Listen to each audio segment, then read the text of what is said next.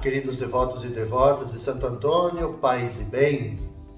Estamos mais uma vez chegando até você, ao seu lar, na sua vida, levando a nossa mensagem a partir do santuário do Evangelho diário. Iniciamos a 18ª semana do tempo comum. O Evangelho dominical, ontem, ele nos chamava para a gente ter uma perspectiva de sentido pleno da nossa vida. Jesus, diante de um pedido de uma pessoa que chega até ele, pedindo que o irmão dele repartisse a herança, Jesus conta uma parábola de um fazendeiro que somente olhava para a sua vida, fechado em si mesmo. Produziu uma boa colheita, mas não tinha mais lugar suficiente para colocar os seus produtos. Ele pensou, vou construir outros celeiros maiores para ali colocar a minha colheita, colocar ali os meus bens. E depois disso eu poder gozar da vida, desfrutar. A grande pergunta que Jesus nos coloca à luz desse evangelho é onde que a gente deposita a nossa segurança? Qual é a centralidade da nossa vida? São os bens? São as posses? Ou de fato a grande segurança que nós podemos buscar e ter na nossa vida é o próprio Deus? Os bens, as posses, podem nos dar aquela sensação de segurança, sensação de proteção. Mas quanto mais a gente acumula, quanto mais posses a gente tem, mais aquela sensação de vazio interior nós temos. Deus ele preenche a nossa vida. Deus preenche a nossa existência. O desafio para nós é como que a gente coloca a nossa vida, deposita a nossa vida, tudo que nós somos em Deus. Os bens, as posses, elas são passageiras, passam. Como que a gente coloca então o que nós temos, as nossas posses, para nos aproximar sempre mais de Deus, nos aproximar sempre mais das pessoas, e não nos distanciarmos, não nos isolarmos das pessoas, não nos isolarmos do próprio Deus. Esse é o grande desafio e, ao mesmo tempo, o ideal de vida que deve ser buscado para todos nós. Com essa motivação, meus caros devotos e devotas, ao iniciarmos mais esta semana, hoje, segunda-feira, dia 1º de agosto, iniciamos um novo mês, um novo ciclo, um mês onde que vamos rezar pelos pais, onde que nós vamos rezar pelas vocações. E hoje, no Evangelho, que é de Mateus, capítulo 14, versículos 13 a 21, Jesus nos diz o seguinte: Jesus partiu e foi de barco para um lugar deserto e afastado. Mas quando as multidões souberam disso, saíram das cidades e o seguiram a pé. Ao sair da barca, Jesus viu uma grande multidão. Ele se encheu de compaixão e curou os que estavam doentes. Ao entardecer, os discípulos aproximaram-se de Jesus e disseram: Este lugar é deserto, a hora já está adiantada. Despede as multidões para que possam ir aos povoados comprar comida. Jesus, porém, disse para eles: Eles não precisam ir embora. Dai-lhes vós mesmos de comer. Os discípulos responderam: Só temos aqui 5 pães e 2 peixes. Jesus disse: Trazei-os aqui. E Jesus mandou que as multidões se sentassem na grama. E então pegou os 5 pães e os 2 peixes, ergueu os olhos para o céu e pronunciou a bênção. E em seguida partiu os pães e deu aos seus discípulos. Os discípulos os distribuíram às multidões.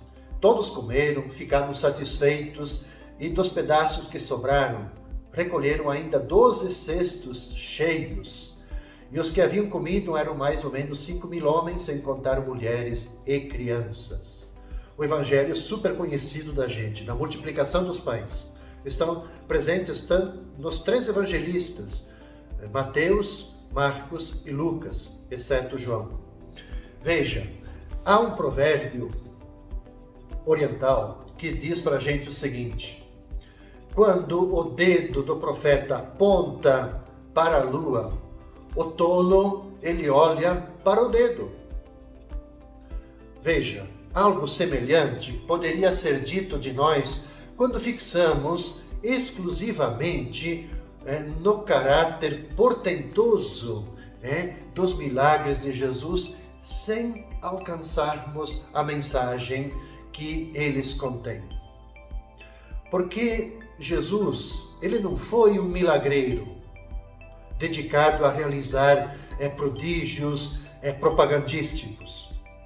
Concretamente, o milagre da multiplicação dos pães deste evangelho da segunda-feira nos convida a descobrir que o projeto de Jesus é alimentar as pessoas e reunir as pessoas numa grande fraternidade real, na qual elas saibam partilhar o seu pão e seu peixe com as pessoas.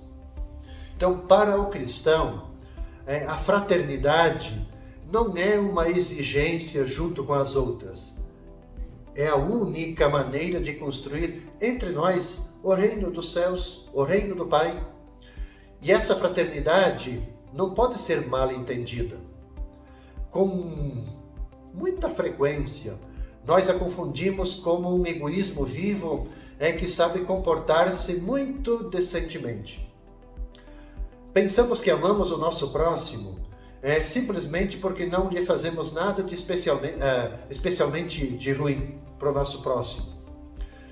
Embora mais tarde a gente venha viver com um horizonte egoísta, fechado sobre nós mesmos, mesquinho, despreocupados de todos, movidos apenas pelos nossos interesses pessoais. A igreja, enquanto sacramento de fraternidade, ela é chamada a promover continuamente, em cada momento da história, novas formas de estreita fraternidade entre as pessoas. Nós, crentes, nós devemos aprender a viver com um estilo diferente, um estilo mais fraterno, escutando todas as necessidades das pessoas da nossa vida, das pessoas de hoje. Então, a luta, vamos dizer aqui, pelo desarmamento, a mobilização pela proteção do meio ambiente, a solidariedade com os famintos, o partilhar com as pessoas que não têm trabalho, devido às consequências da crise econômica. Nós ajudarmos quem está em situação de vulnerabilidade, situação de rua. A preocupação que devemos ter com os idosos, que estão sozinhos, esquecidos.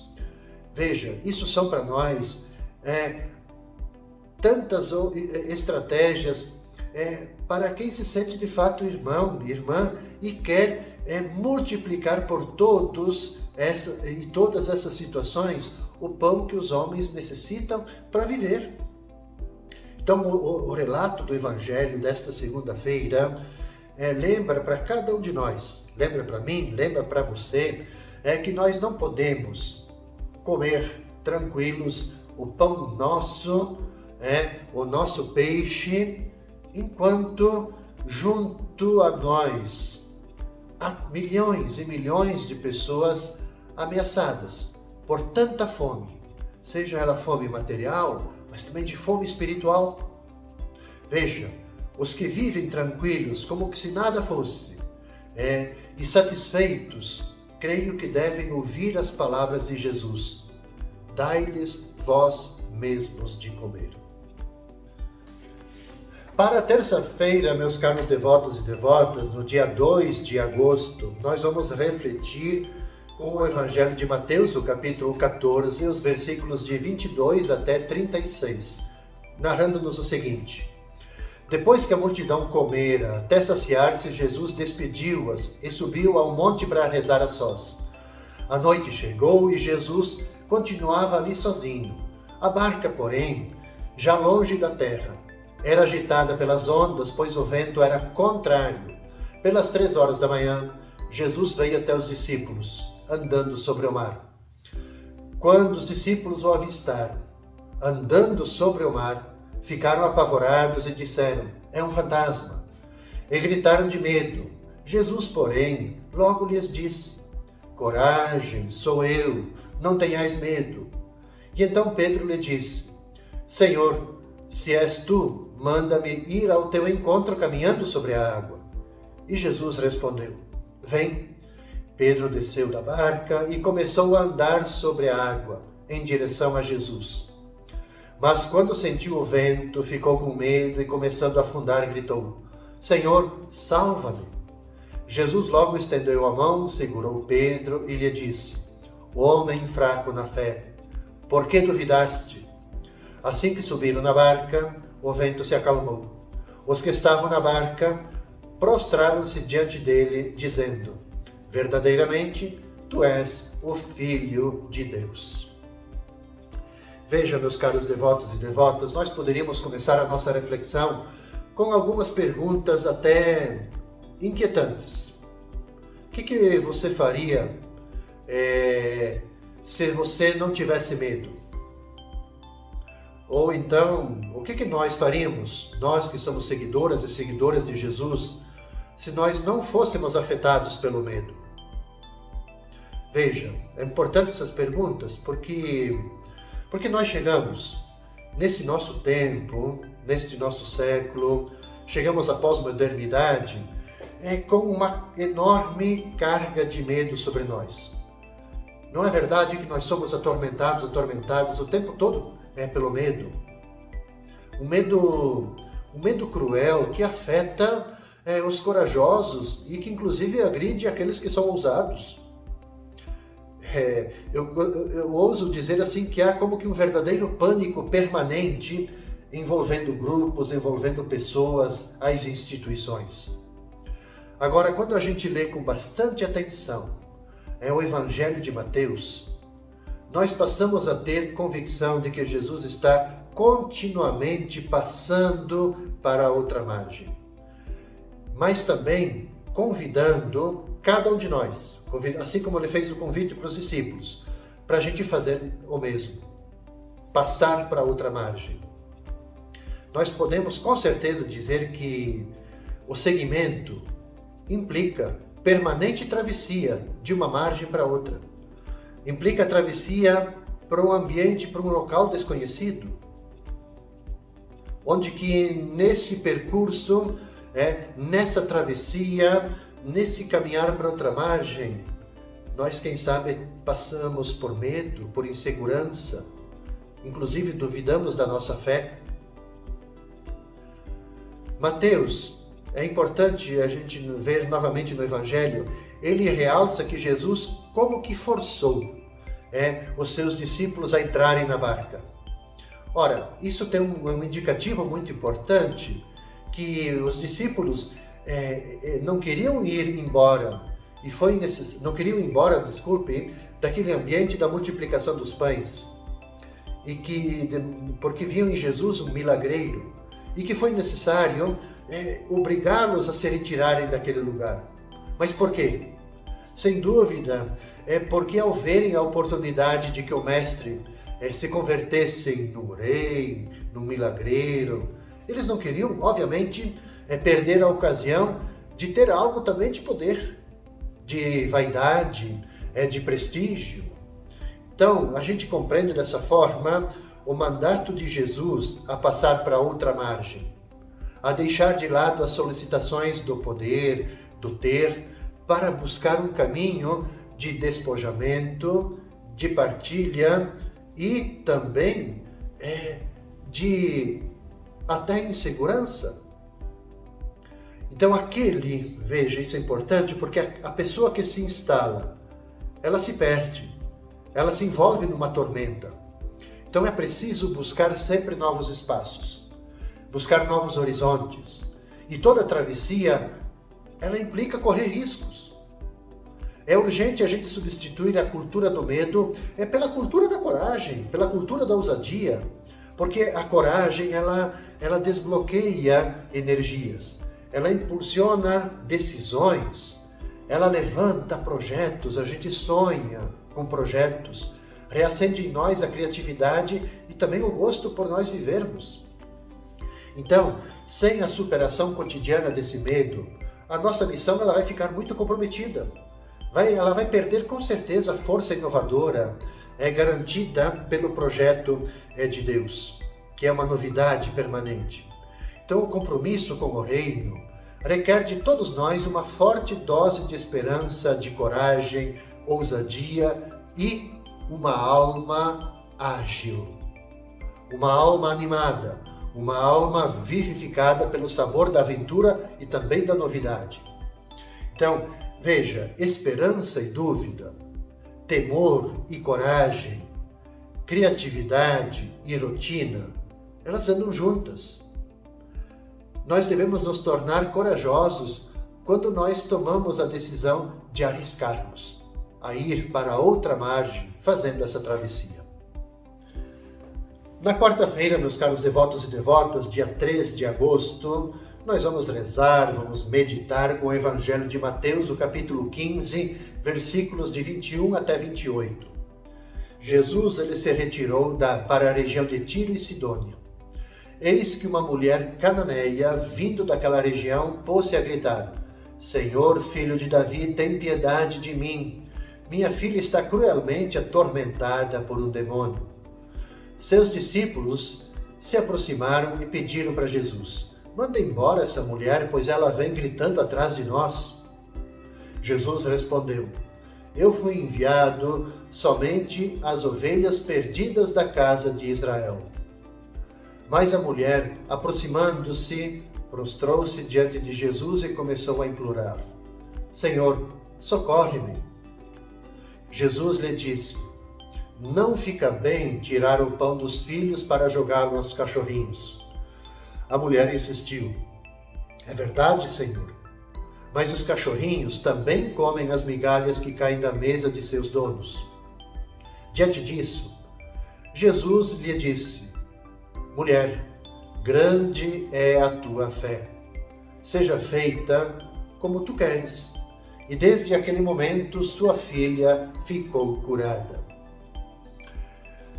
Veja, Jesus, no seu dia a dia, no seu percurso de ir para um lugar para o outro, de estar junto com os discípulos, de estar junto com as multidões, Jesus ele sempre é alguém que está muito atento à vida, muito atento às pessoas.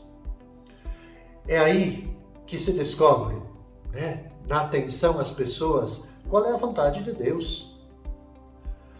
O relato desse trecho ele é bem surpreendente para nós, revela como Jesus ele aprendia o caminho bem concreto para ser fiel a Deus. Uma mulher solitária e desesperada sai ao encontro de Jesus. Ela só sabe fazer uma coisa: gritar e pedir compaixão. A sua filha, ela não está só doente e enlouquecida, mas é mais profundo. Ela vive possuída por um demônio muito mau. E a sua casa é como se fosse um inferno. Do seu coração despedaçado só brota uma única súplica: Senhor, socorre-me.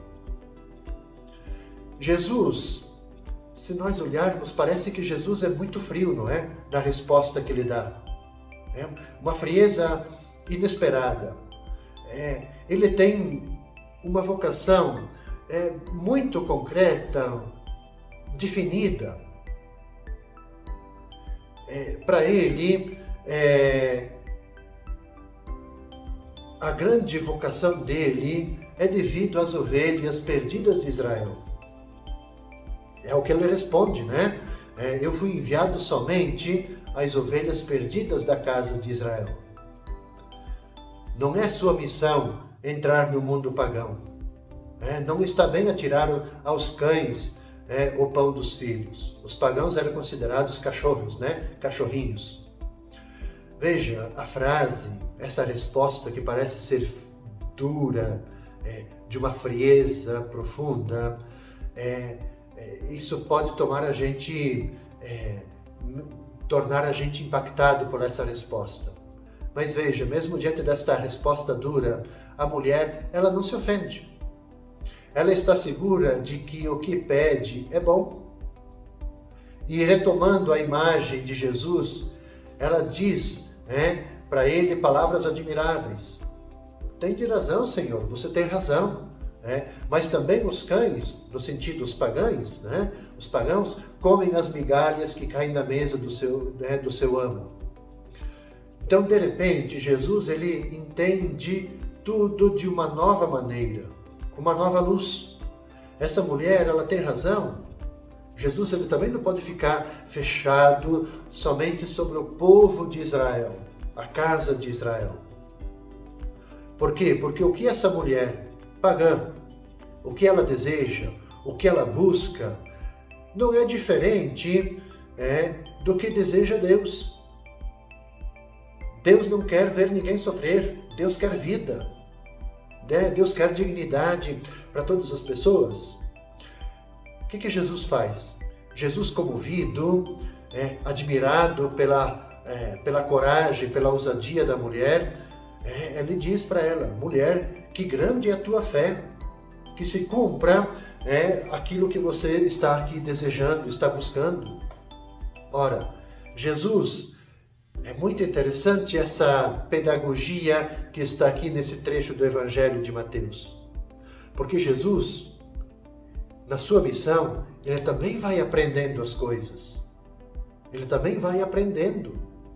Então Jesus, que ele parecia tão seguro da sua própria missão, eu fui enviado somente para as ovelhas perdidas de Israel. Estava seguro da sua missão. Ele deixa-se ensinar, ele se deixa corrigir por esta mulher pagã. Então o sofrimento não conhece fronteiras, não tem limites, não tem cultura. O sofrimento ele se faz presente na vida de todas as pessoas, independente do seu credo, independente da sua fé. É verdade que a sua missão ela está centrada em Israel, verdade. Mas a compaixão de Deus, ela deve chegar a todos, a qualquer pessoa que esteja sofrendo. Da mesma forma nós, cada um de nós, toda pessoa que está sofrendo, ela deve ser objeto do nosso cuidado. Independente se ela é da nossa paróquia, da minha comunidade, é do meu bairro, é do meu prédio, é da minha quadra. Toda pessoa ela merece ser cuidada, toda pessoa que está em situação de sofrimento. Então, quando nos encontramos com uma pessoa que sofre, a vontade de Deus ela resplandece ali com toda a caridade. Deus quer que aliviemos o sofrimento dessa pessoa. É o primeiro. Todo o resto, isso é o mais importante, o resto vem depois. Esse foi o caminho que Jesus seguiu para ser fiel a Deus. Esse deve ser também o nosso caminho. Meus caros devotos e devotas, desejo a você uma abençoada semana. Que Santo Antônio sempre inspire a você boas palavras, inspire boas ações. Que tenha você uma semana abençoada. Nós vamos nos encontrar na quinta-feira, nesse mesmo espaço. Paz e bem.